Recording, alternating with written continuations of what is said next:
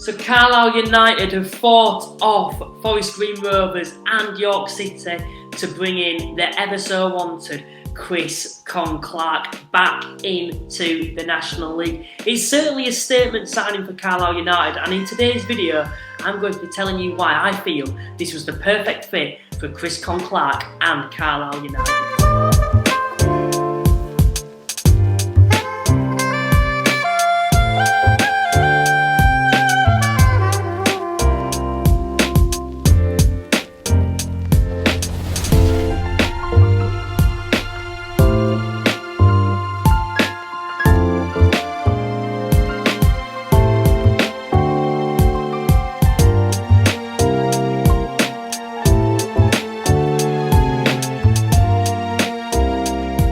Looking at Chris Conn-Clarke, last time he was in the National League was the 23-24 season, where he actually had 35 goal contributions for Altrincham, who that season did of course finish inside the playoffs. I think as well, if we look at Chris Conn-Clarke that season specifically, he was playing in a very good Altrincham side, but he certainly was the poster boy for them. He was that star man, and he certainly deserved that move into the EFL. And certainly signing for someone like Peterborough, who've got a very good reputation for bringing through upcoming talents, it felt like the perfect move for him.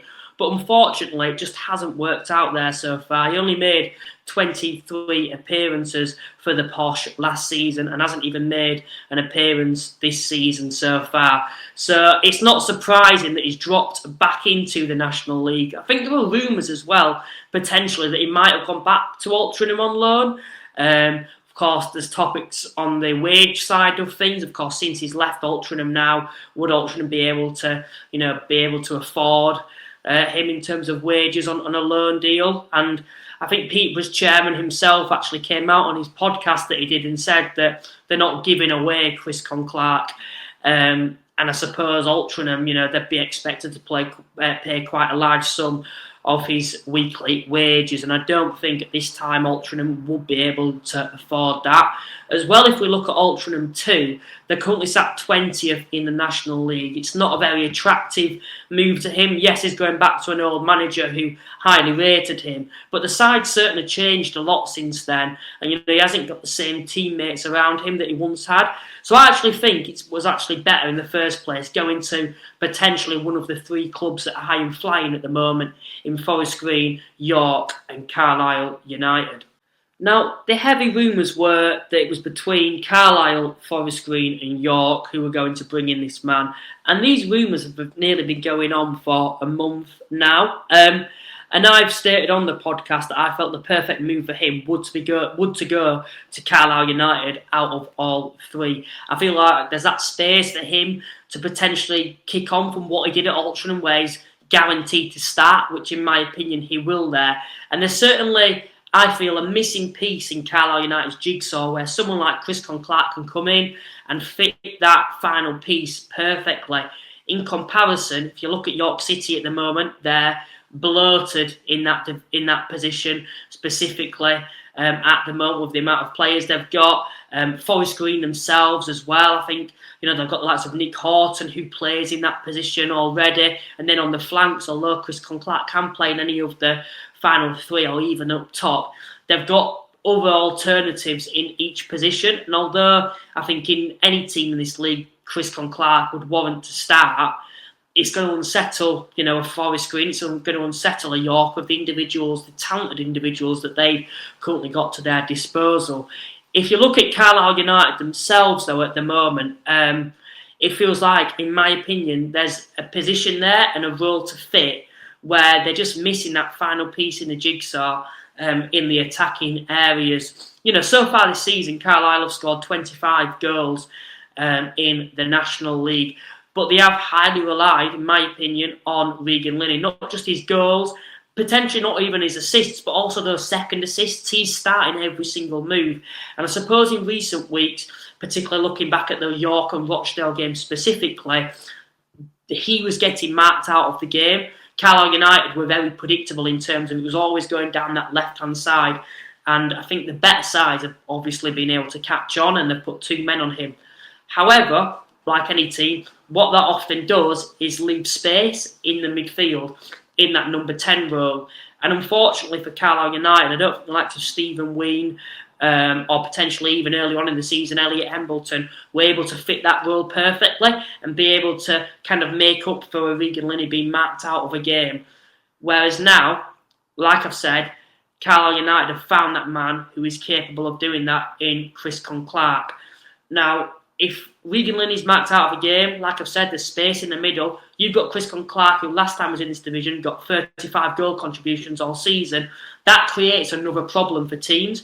Carlisle have been very reliant on going down one flank this season. Now they can also go down the centre too. So I feel, going forward, they're going to be in a lot better position. They've got another option now to create opportunities.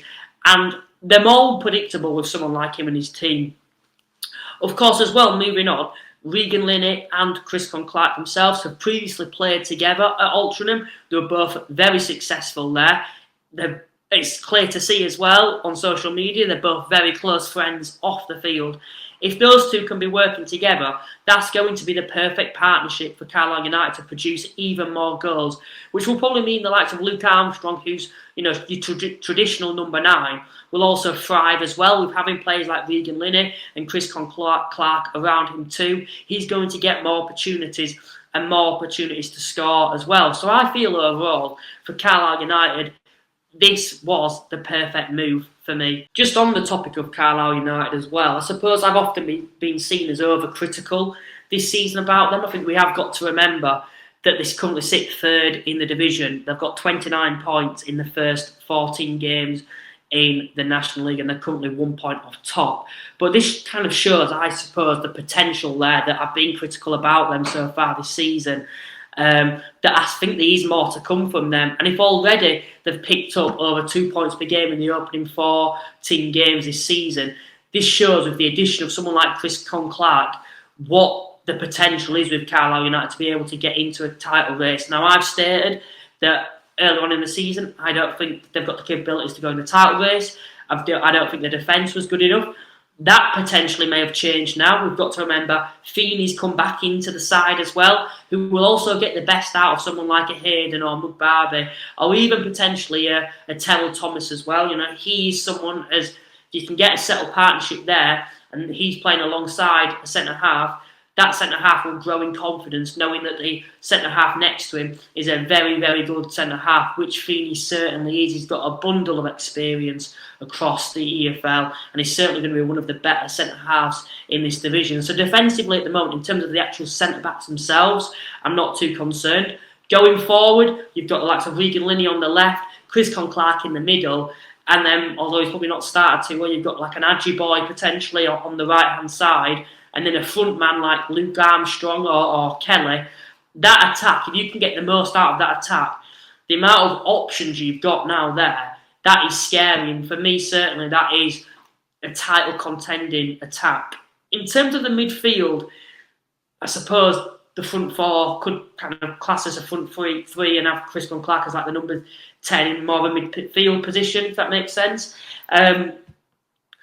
It's those two behind him. I feel like goals isn't going to be a problem now for Carlisle. I don't think it particularly has been so far. Maybe in the big occasions against your Yorks and Rochdales, they haven't probably created the opportunities that they would have liked. I don't think that's going to be an issue now.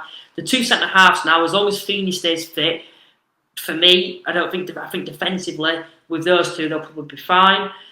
Midfield, Gilead, who's come in, I believe that's how you pronounce it, who's previously been at Bradford. He's got that experience in there in that midfield. They just need another man to play alongside him now. I don't think the likes of Ellis is probably up to it.